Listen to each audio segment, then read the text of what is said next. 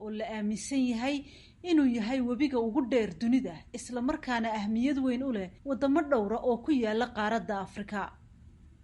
dowladda Mareykanka ayaa sheegtay inay joojinayso malaayiin dollar oo kaalmo ah oo ay siiso dowladda Itoobiya haddii sida la sheegay xal loo heli waayo muranka ka taagan buuxinta biyo xidheenka Itoobiya ay ka wado webiga Niil. bishan Sebtembar ayaa saddexda wadan ee Masar, Itoobiya iyo Suudaan ay u ballansan yihiin inay shir iskugu yimaadaan si is-afgarad looga gaadho muddada suurtagalka ah ee Itoobiya biyo xidheenkeeda ku buuxin karto iyadoo aan wax dhibaato ah ka soo gaadhayn dowladaha Masar iyo Suudaan. haddaba barnaamijkeena bandhiga VOA ayaynu ku lafaguraynaa taariikhda webigaasi Nile, meelaha uu ka soo bilaabmo iyo dowladaha sida weyn ay noloshoodu ugu tiirsan tahay. ugu horeyn Cabdiraxmaan Aadan Xadaana oo ah suxufi ku takhasusay arrimaha Carabta iyo Bariga Dhexe kuna sugan dalka Britain ayaa ka waramaya taariikhda webigaasi. marka aynu maqalno Niil waxa uu ka kooban yahay laba webi oo midna wuxuu ka yimaadaa Uganda midna wuxuu ka yimaadaa waxa weeye Ethiopia oo xalada Tana. ka yimaada Uganda wuxuu ka soo farcamaa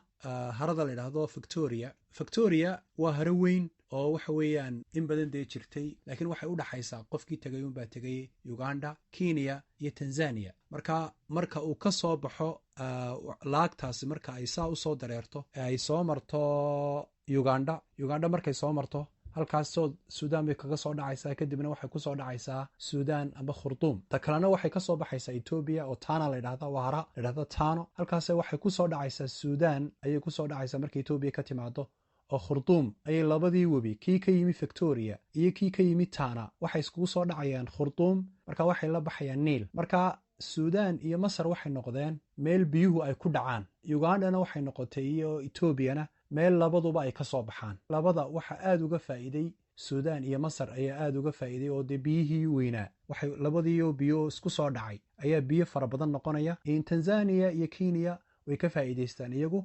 laakiin heerkan ay ugu soo dhacayaan Suudaan iyo Masar weli waxa weeyaan ugamay faa'iideysan. Burundi baa lamida, Rwanda lamida, 11 dal ayaa lagu tilmaamaa dalalka webiyaashan ama waxa webiyadan faraha badan leh Afrika bartankeeda ka soo farcamay ay waxa weeyaan ay ka faa'iideystaan. dalka Masar ayaa muddo aad u dheer ku tiirsanaa ka faa'iideysiga webiga Nile, waxaanay haatan walaac xoogan ka qabaan caqabado kaga iman kara biyo xidheenka Itoobiya. waa kan Professor Xuseen Warsame oo baraka jaamacad ku taala gobolka Alberta ee dalka Canada oo arrimahaasi faahfaahinaya. biyaha Niilka waxa aad uga faa'iideystaa oo ugu badan waa Masar weeyi. heshiis yar oo waxa jira iyadii ay kala saxeexdeen Suudaan 1959 oo dhigaya in Suudaan biyaha qaadato 25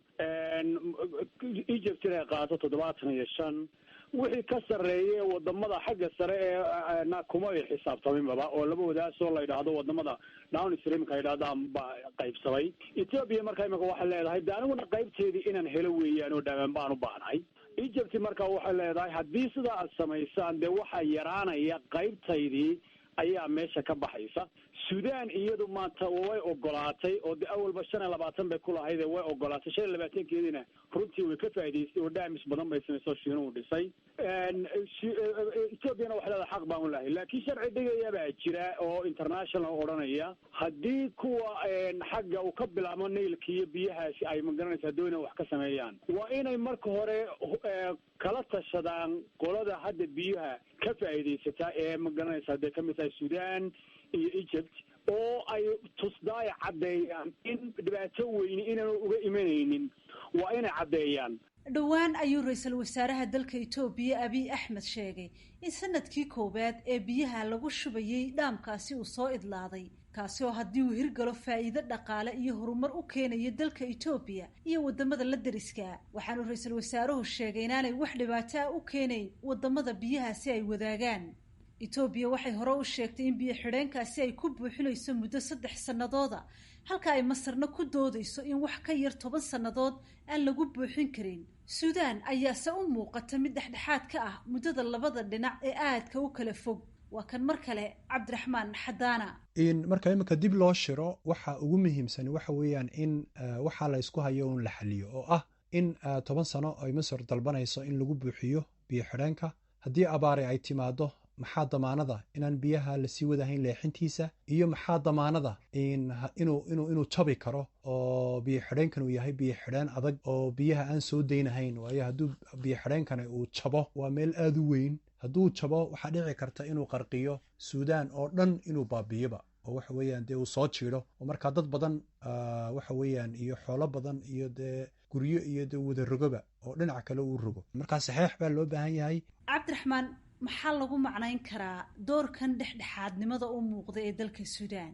suudaan waxaa lagu qanciyey dhowr iyo 5 sano 6 sano ka hor in ay faa'iido u leedahay oo fatahaad fara badan oo imika xitaa wiig ka hor ku dhacday baa jirta suudaan oo fatahaad fara badan ayuu leeyahay webigani marka uu waxa weeyaan sii dhex marayay suudaan marka fatahaadahaas inuu ka sahlayo marka la yareeyo biyihii iyo laydh fara badan oo bilaasha ay helayaan haddii webigaasi ama biyo xidhaankaasi uu hirgalo waana ta ku kaliftay inay mar kastaba ay isku dayaan inay dhexdhexaadiyaan masar iyo etoobiya marka masar ayaa aad runtii dee webigan aada uga faa'idi jirtay marka haddiiba waxa weeyaan biyo xidhaankaasi uu hirgalo dhibaato weyn buu ku keenayaa masar waxaana dhici kartaba in waxa weeyaan wixii ay beeri jireen inay kala barhba ay waxa weeyaan ay joojiyaan sida bariiska oo kale waayo bariisku biyo badan buu qaataa in beerahoodii ay baaba'aan in nolol ahaan ay baaba'aan. dowladda britain ayaa iyaguna dhowaan soo saaray qaraar u muuqda inay garabka u dhoweynayaan dhinaca dowladda masar waxaana jiray heshiis isla webiga niil ku saabsan oo dowladda britain qayb ka ahayd oo qalinka lagu duugay sanadihii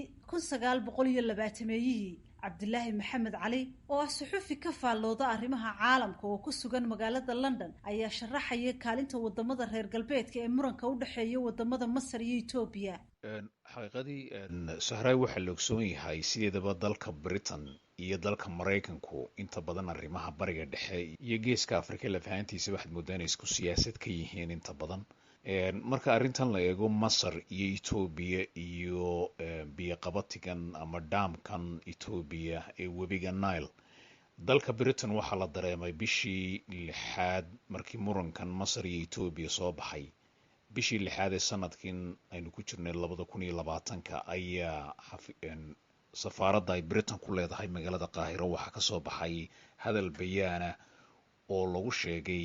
in xogayaha arrimaha dibadda ee dalkan britain Dominic Raab uu caddeeyey dhigiisa dalka masar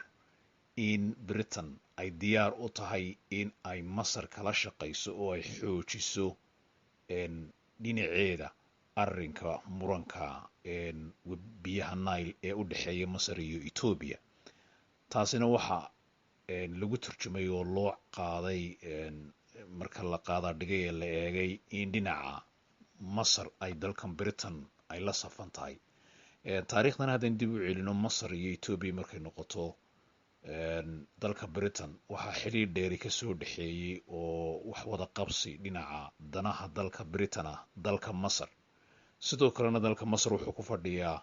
gacan muhiima oo gacankaasi Suez kanaalka laydhaa oo dalkan britain uu yahay dalkii ballaadhintiisa iyo isticmaalkiisa iyo ilaalintiisa iyo ka shaqayntiisaba bilowgii hore ku jiray sidaas awgeed dalka masar waxaan looga maarmi karin gacankaasi Suez kanaalka sidaas awgeed dalkan britain waxaanay marnaba qarsanin inay muranka webiga nile iyadu la safan tahay dhinaca dalka masar markay noqoto etoobiya sidaas awgeed dowladdan dalka britain waxa ay ka mid noqoto wadamo doonaya in loo hoggaansamo taladii dhinaca maraykan ka soo baxday ee ahayd muddada lagu buuxin doono dhaamkaasi ay etoobiya dhisatay si dalka masarna aanay ugu dhicin biyo la-aani. xiisadda webiga niil oo muddo dheer soo taxnayd ayaa saameyn ku yeelata wadamo kale oo ku yaala gobolka waa kan cabdiraxmaan xadaana oo ka hadlaya saameynta siyaasadeed ee kasoo gaadha wadamada ku yaala geeska afrika. dowladaha ay raadka ku yeelatay khilaafkan ku dhexeeya etoobiya iyo masar amba aynu dhinaca naahno suudaan iyo masar oo dhinaca iyo etoobiya oo dhinaca wuxuu raad ku yeeshay jabuuti wuxuu raad ku yeeshay soomaaliya iyo dee somalilan oo iyadoo lafteedu ilaa hadda le waan goostay marka dhibtu waxay ka timi markii waxa weyn heshiisyadii carabta markii shirarkii carabta la iskugu yimi Soomaaliya iyo Djibouti waxay diideen inay saxeexaan in Masar la doono in marka taasi waxay keentay inay ka careysiiso Masar waatan imaka in u timi Muuse Biixi amba waxa weeyaan Somaliland madaxweynaha Muuse Biixina la kulantay niman saraakiil iyo niman aqoon-yahan oo ku saabsan xagga waxa weeyaan xagga istiraatiijiga sida saldhigga iyo waxaa magaranaysaa ay kala hadleen sida jaraa'idka adduunka o dhan uu sheegayo ama maraykankuba jaraa'idada ugu waaweyn ay qoreen markaa taasi waxay keenaysaa baa laba arrimood inay soomaaliya ay leedahay haddii aadna siin weydo somalilan waanu ula gorgortamaynaa marka taynu waxa weeyaan aynu fahmi karnaa waxa weeyaan in ay masar awoodda saarayso inaan niilkaasi aanu dhib ku keenin wax kastoy u mari karto amba saldhig ha samaysato ha ka samaysto eritrea amba saldhig ha ka samaysto somalilan amba saldhig ha ka samaysto soomaaliyada kale waxa weeyaan mar kastaba waxay isku dayeysaa masar inaanay marnaba aanay etoobiya aanay u lagu fudin amba aanay u ogolaan in ay niilkeeda ay taataabato oo ay dadkeeda ay haraadiso garnaqa muranka labada waddan ee etoobiya iyo masar ayaa haatan gacanta ugu jira wadamada afrika mar horena maraykanka ayaa ku taliyay in meel dhexal la iskugu yimaado oo etoobiya ay muddo 5 sannadooda ku buuxiso biyo xidheenkeeda balse qorshahaasi heshiis rasmiya lagama gaadhin professor xuseen warsame ayaa rajo ka muujiyey in khilaafkaasi si fudud loo xallin karo arrintu sida inay culayska looga dhigay inay u noqoto maaha oo waa arrimo la xalili karaya waxa meesha ka jira colaad in lagu xalilana cidna dan u noqon mayso arrinta xaqiiqda iminka taagani waxa weeyaan haddaan teknik ahaan usoo noqono biyo xidheenkaa laga dhisayaana wuxuu leeyahay baaxad weyn buu leeyahay nailku wuxuu ka samaysmaa waa laba webi weeye midka whiteka yidhaahdaan oo aan etoobiya soo dhex marin midka cad iyo kan buluuga ka yidhaahdaan oo ka yimaada etoobiya waa ka buluuga un waxa laga hadlayaa ka buluugana biyaha ugu badan soo mara meesha ku kulmaan waa khartoum weeye ka buluuga markaa biyihii ka soo baxayey 1 sano biyihii ka soo baxayey ayuu reserverka marka la buuxinayo dhaamka la buuxinayo 1 sano intii biyihii mariyay buu qaadanayaa laakiin waxay doonayeen inay ku sameeyaan etoobiyaanku dhowr sano oo sanadkan in yar ay meeshii buuxiyaan sanadka dambana ay sii buuxiyaan sanadka saddexaadna ay